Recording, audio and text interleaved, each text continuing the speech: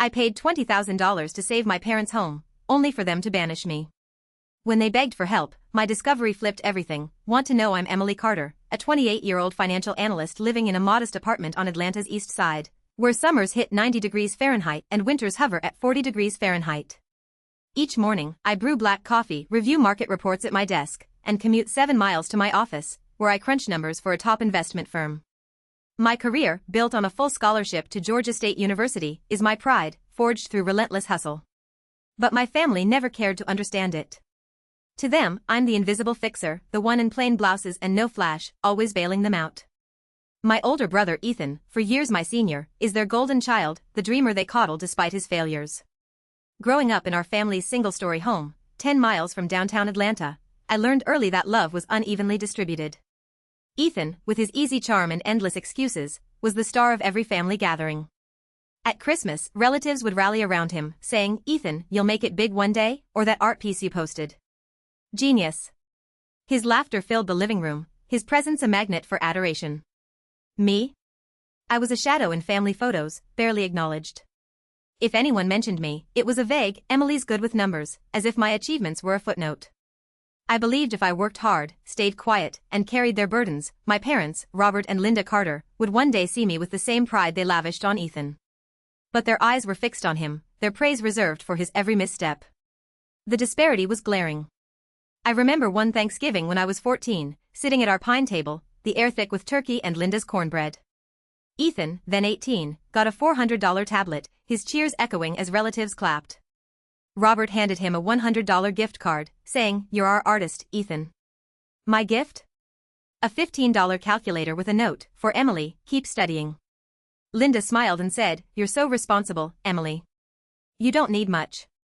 I nodded, my throat tight, and slipped to my room, the sting of being an afterthought cutting deep. That was the pattern. Ethan's failures were celebrated, my successes expected. Family gatherings only widened the gap. Ethan's high school dropout party, yes, they threw one, was a backyard bash 5 miles from town, with catered ribs and a DJ. His 25th birthday brought a weekend trip to Savannah, 250 miles away, with seafood dinners and a rented boat. My milestones? A quiet dinner with store-bought cake, maybe a good job, Emily, if I prompted it. When I earned my scholarship, Linda said, "Couldn't you stay closer?" Ethan needs the car. My first job at a top firm? Robert nodded, "That's far. Take us to appointments." No pride, just demands. I told myself it was okay. In America, we're taught family means sacrifice, showing up even when it's tough. I believed if I gave enough time, money, heart, they'd see me beyond the reliable daughter. I was proud of my work, landing $80,000 contracts for clients. I valued self-respect, earned through late nights and perfect spreadsheets. But my family didn't care. They never asked about the deals I closed, the promotions I earned, or the thrill of presenting to executives. When I mentioned my job, Robert would grunt, "Sounds stressful," before praising Ethan's latest sketch. The imbalance wasn't just emotional, it was financial. At 16, I worked at a pastry shop, biking 4 miles to mop floors, buying a used computer with my first paycheck. Ethan, at 20, got a $1,200 MacBook on Linda's credit card to restart his life. For a decade, I bailed them out $20,000 for their mortgage over 2 years, $2,000 for roof repairs, $1,500 for utilities, $500 for Ethan's art classes.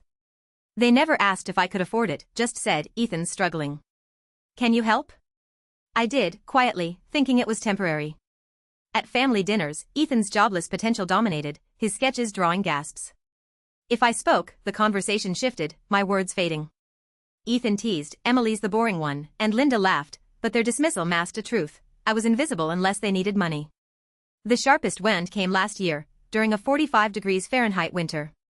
Ethan was between jobs, and I brought groceries to their home, 10 miles away. I showed Linda my promotion, hoping for a nod. She sighed, "That's nice, Emily," before gushing about Ethan's new vlog. I pressed, "What about me?" Her eyes were cold. "You're fine, Emily. Ethan needs us." That moment broke my hope. I wasn't their daughter like Ethan was.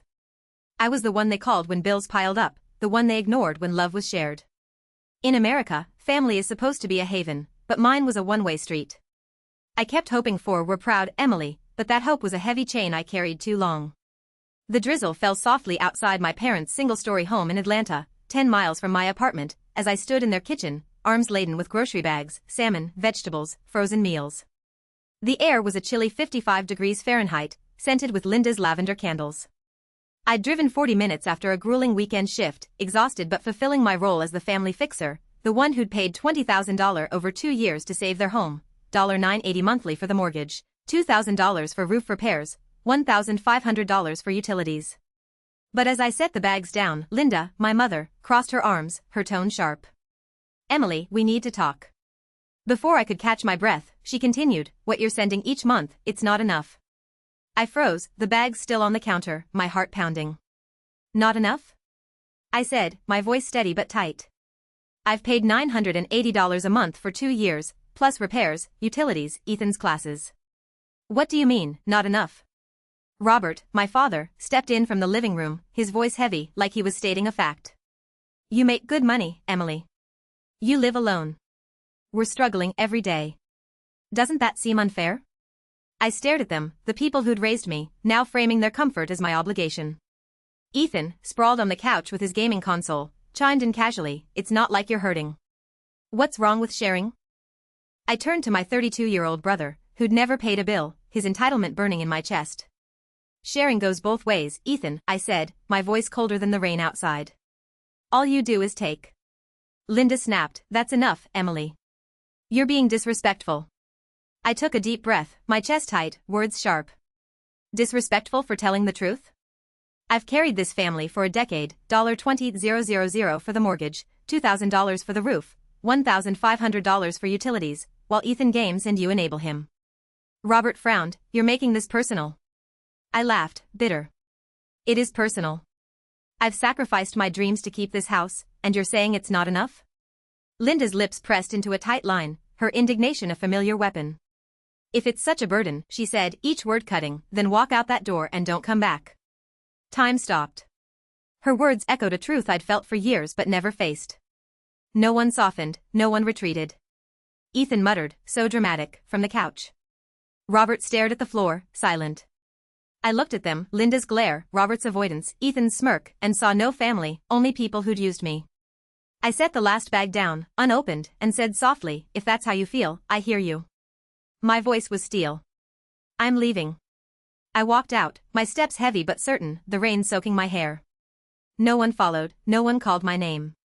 The 55 degrees Fahrenheit air hit my face, but I felt lighter, the chains of duty falling away. I didn't drive home. I pulled into a gas station, opened my phone, and blocked Linda, Robert, and Ethan. The act was quiet, final. I'd given $20,000, my youth, my heart, believing it would earn their love. But Linda's ultimatum had freed me from that illusion. 3 months later, the silence broke. My phone buzzed with a text from Linda, "Emily, the bank sent a warning. Call me." I set it down, my coffee cold, and didn't reply. Robert called, "We need to talk. The house can't wait." I let it go to voicemail. Ethan's voicemail was sharp, "You're letting us sink because you're selfish." I didn't respond. The calls grew daily, then hourly, calm, then pleading, then accusatory. Linda texted, "Are you abandoning your family?" "Ethan, this isn't a joke. We're struggling."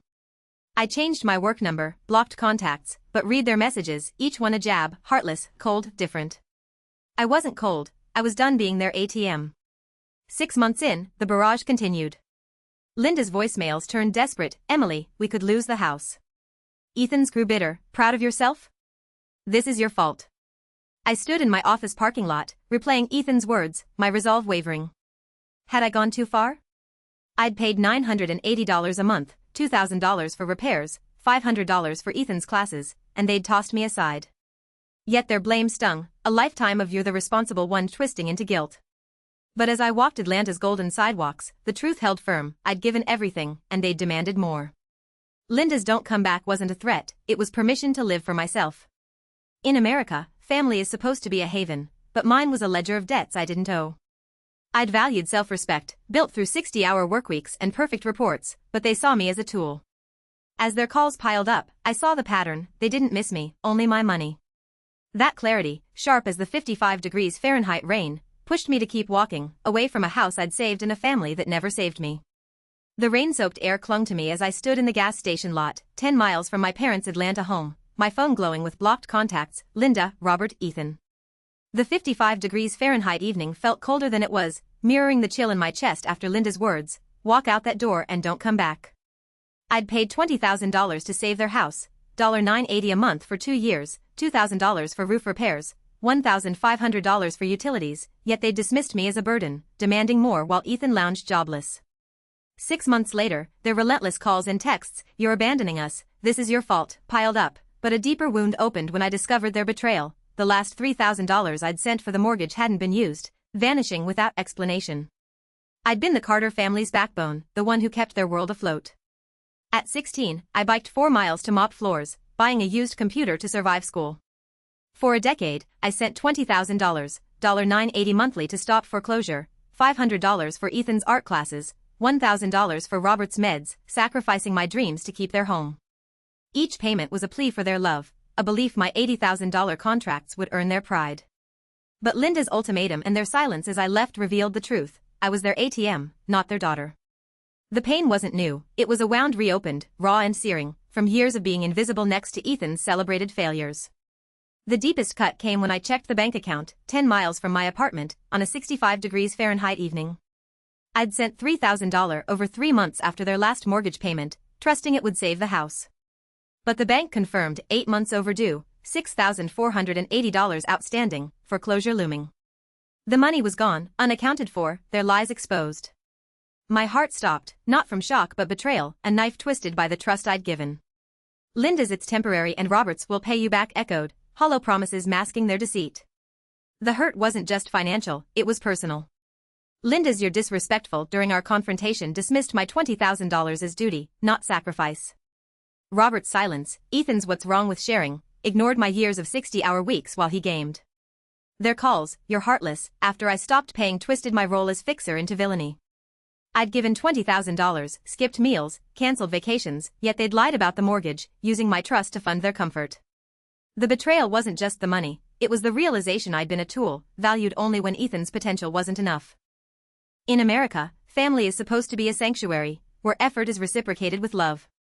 I'd clung to that, valuing self-respect through late nights and perfect reports, believing my sacrifices would matter. But I was wrong. I'd sent $20,000, driven 10 miles with groceries, poured my heart into a career, and they'd never asked, "Emily, are you okay?" They called when bills piled up, when Ethan needed classes, when the roof leaked. But when I needed them, when I needed pride, love, they were silent. The wound was a void, hollowing out the hope I'd carried for their approval. I thought of every moment Ethan was praised, his dropped jobs excused as toxic, his lost car an accident, while my scholarship was met with, "Stay closer for Ethan."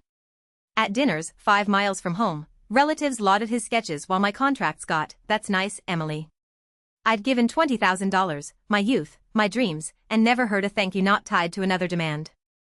As I sat in my 65 degrees Fahrenheit apartment, the bank's foreclosure alert on my screen, their betrayal crystallized. They'd taken my money, my trust, and given me an ultimatum to leave. The pain wasn't just a lost house, it was losing the illusion I'd ever been their daughter.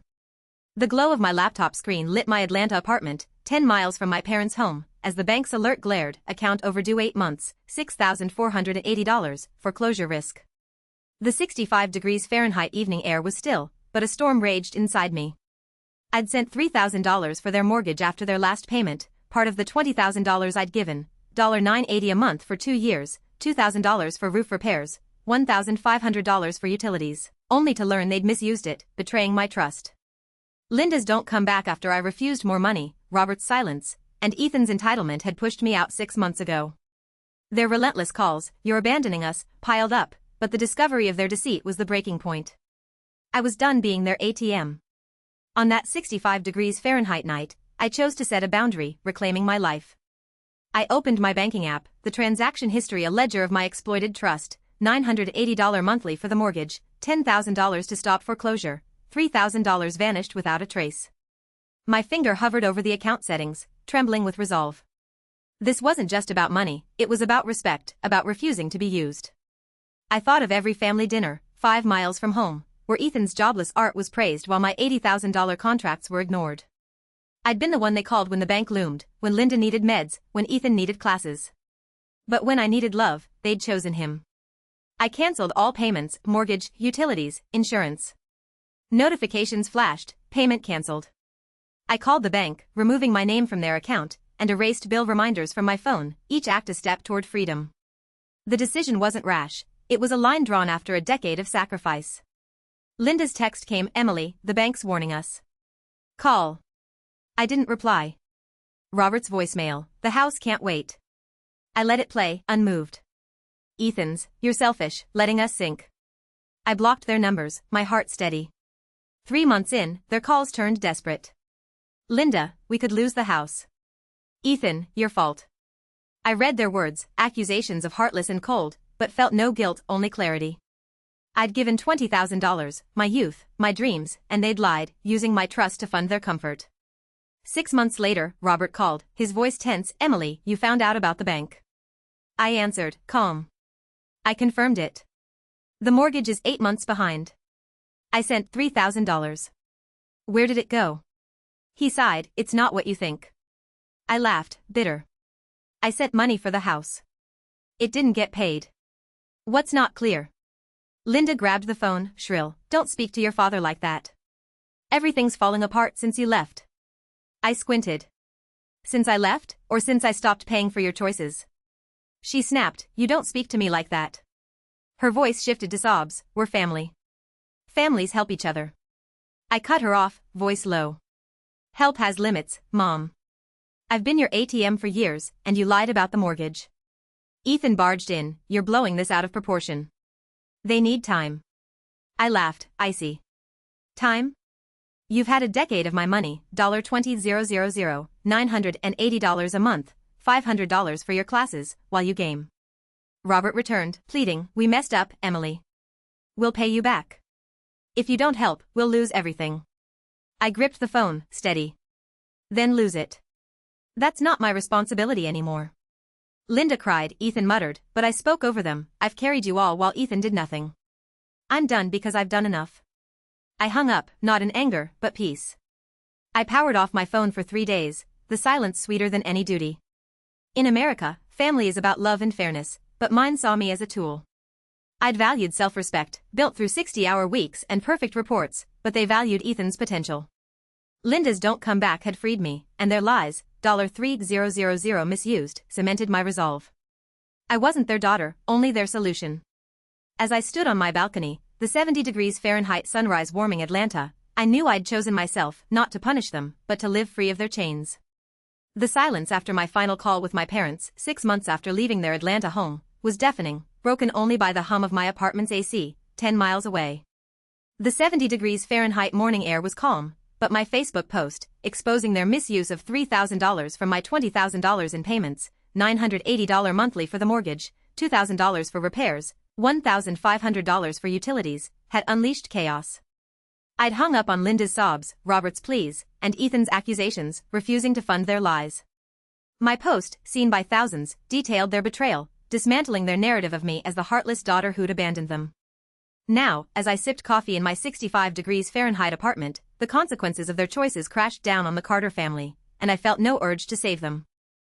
Their world unraveled swiftly. Linda deleted her guilt-tripping posts, Robert deactivated his Facebook, and Ethan's cryptic status updates signaled retreat. Comments like, "Emily, you're too kind," and "they used you" turned their blame against them. Neighbors in their tight-knit community, 10 miles from downtown, whispered about the scandal, relatives distanced themselves, and Atlanta's social circles, once charmed by Ethan's artistic flair, questioned their integrity. Linda's voicemails stopped, her "we'll lose the house" pleas fading. Robert's demands of "fix this" vanished, his pride buried under public scrutiny. Ethan's texts, "your fault," ceased, his entitlement exposed. The house, a $250,000 anchor I'd kept afloat, became their ruin. Without my $980 monthly payments, the mortgage defaulted. A neighbor, Mrs. Clara Evans, called, "They're selling, Emily. The bank's foreclosing." Listings appeared, 123, Pine Street, $200,000, urgent. Marcus Lee, a realtor friend, texted, "No buyers. Roofs leaking, wiring's shot." I nodded, unsurprised. The $2,000 I'd paid for repairs, the $10,000 to stop foreclosure, wasted, neglected by Ethan, who couldn't manage finances. The house, once a family hub, mirrored their choices, decaying, abandoned, with no one to fix it. Ethan faced the harshest fallout. His YouTube channel, once the family's pride, collapsed as followers dwindled, wary of his role in the scandal. He'd texted, "You're letting us sink," but his jobless potential couldn't cover the $6,480 overdue mortgage. Clara noted, "Ethan's back home, sulky, running errands." I sipped my coffee, unmoved. Ethan, who'd taken $500 for art classes while I sent $20,000, was learning the instability he'd coasted through, shielded by Linda's "he's trying." His charm, once his shield, crumbled under reality's weight. Linda and Robert struggled most. Without my $20,000, they sold heirlooms, Linda's silverware, Robert's tools, to pay bills. Robert worked overtime at his mechanic shop, his health fading, while Linda's garden withered, untended. Their home, once alive with barbecues 5 miles from town and Savannah trips 250 miles away, faced foreclosure. Relatives, who'd praised Ethan's sketches, stopped calling, their silence deafening. My cousin Sarah, 15 miles away in Decatur, texted, "Emily, everyone's stunned. They're saying you exposed them." I replied, "They exposed themselves. I showed the truth." Her silence echoed their collapse. Ethan's last text came a month later, desperate, "The bank's taking the house. You're cruel." I stood in my kitchen, the 68 degrees Fahrenheit airsoft, and didn't reply. Cruel? I'd given $20,000, skipped meals, canceled dreams, and they'd misused $3,000, lying to my face. I wasn't seeking vengeance, I'd let their choices unravel. The truth, my post, shared widely, had stripped their facade, forcing them to face their favoritism. Linda's call, "We're out of options," went unanswered. I'd paid $980 a month, $1,500 for utilities, $500 for Ethan's classes, and a decade of my life. Their pleas couldn't erase their lies. The fallout wasn't just financial, it was social. Family traditions, Christmas feasts, summer escapes ended. Linda and Robert, blind to Ethan's flaws, grappled with enabling him. Robert's plea, "We messed up," was too late, drowned by years of "Ethan needs us." Ethan, their golden child, faced Atlanta's judgment, his charm no match for his inaction. They blamed me, their anger a shield, but I didn't carry it.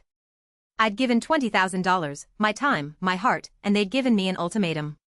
Now, they learned family ties break when built on deceit. As their house listed for $180,000, no takers, I felt release, not smugness. I'd stopped being their savior, and the freedom was lighter than any duty. 6 months after cutting ties with my family, the echoes of their betrayal, misusing $3,000 of my $20,000 in payments, $980 monthly for their mortgage, $2,000 for repairs, faded in my Atlanta apartment, 10 miles from their foreclosed home. Linda's "don't come back," Robert's silence, and Ethan's accusations had pushed me out, but my viral post exposing their lies had shifted the narrative. I'd hung up on their pleas, refusing to fund a family that saw me as an ATM. Now, in my 65 degrees Fahrenheit apartment, Piedmont Park's greenery visible outside, I found peace, not fleeting, but the deep calm of choosing myself over those who never chose me. I settled into my routine, sunlight warming my hardwood floors where I reviewed financial reports. My office, 7 miles away, hummed with deals, my $80,000 contracts a testament to grit. I'd spent a decade as their fixer, $20,000 for their home, $1,500 for utilities, $500 for Ethan's classes, but their deceit had freed me. That betrayal, coupled with Linda's ultimatum, had pushed me to set boundaries, opening a life where I mattered. I redirected the $980 I'd sent monthly to savings, booking a spring trip to Charleston, 300 miles away, where 70 degrees Fahrenheit breezes and historic streets rekindled my sketching. I joined a book club 2 miles away, debating novels with strangers who became friends. I bought a new laptop, a $1,000 dream shelved for their bills, its sleek design a rebellion against $15 calculators I'd accepted as a kid. My phone stayed quiet, no more pleas from Linda, rants from Ethan, or demands from Robert. The silence was liberating. I'd believed family was sacred, but mine had shown otherwise. True family, I learned, is about respect, not blood. I found it in new places. Sarah, a coworker, invited me to her family's barbecue 10 miles away, where her mom hugged me like kin. Mrs. Clara Evans, a neighbor, shared her peach cobbler, insisting I join her art walks. These connections, built on warmth, filled the void my family left. Work became my haven. I landed a $100,000 client deal, my reports shaping corporate strategies. I mentored young analysts at a community center, their drive mirroring my own. My blog on escaping toxic family dynamics grew, readers writing, "You inspired me to set limits." I was helping others, and it healed me. The Carters' world collapsed. Their $250,000 house, Listed at $180,000, had no buyers, its leaky roof and bad wiring, once my fixes, now their ruin. Ethan, back home, saw his YouTube channel fail, sponsors fleeing after my post. Clara noted Ethan's sulky, running errands. Linda sold her jewelry, Robert worked nights, their pride gone. Family traditions, Christmas feasts, Savannah trips 250 miles away, ended, their home a shell. Linda's voicemail arrived, Emily, we've lost everything. Please. I saved it, unplayed, in a folder with old emails, not out of anger but exhaustion. I didn't hate them, I lacked the strength to sacrifice without being seen. Ethan's text, you're cruel, we're homeless, went unanswered. I'd given $20,000, skipped meals, cancelled dreams, and they'd lied. Their consequences weren't my fault, they'd chosen Ethan's potential over my effort. One evening, Marcus Lee texted, their house is gone. Bank took it. I nodded, the house a relic of duty I'd shed. I joined a hiking group 10 miles away, where laughter over trails built new bonds. I volunteered at a financial literacy program, helping others avoid my family's traps. Each step forged a foundation where I was enough. As spring bloomed, I stood in Piedmont Park, 5 miles away, sketching a child chasing kites. I wasn't the girl who'd biked 4 miles for scraps while Ethan got MacBooks. I was Emily Carter, a woman who'd learned true family lifts you up, not drains you. I'd given everything, and they'd given me a betrayal that set me free. Now, I lived for myself, and that was more than enough. As Emily Carter, I poured $20,000 into my family's home, $980 a month for their mortgage, $2,000 for repairs, believing it would earn their love, only to be told by my mother, Linda, to never come back when I refused more. Their betrayal deepened when I found they misused $3,000, lying about the mortgage while Ethan, my brother, coasted jobless. For 28 years, I was their invisible fixer, my $80,000 career dismissed while Ethan's failures were celebrated. Walking away, I learned family isn't blood, it's respect. Their calls, you're heartless, tried to guilt me, but I found peace choosing myself, building a life of work and true friends. To you, Americans who value family, don't let duty drain you. If your family sees you as a tool, set boundaries. Your worth isn't their praise, it's your own strength. Don't repeat my decade of giving to those who take without thanks. Say no when it's unfair, it's not betrayal, it's self-respect. Surround yourself with people who cheer your wins, not your wallet, friends, mentors, chosen kin. Perseverance isn't carrying others' weight, it's walking toward those who value you. I wasted years hoping for were proud. Start now, demand respect, live for you, and find freedom in knowing you're enough.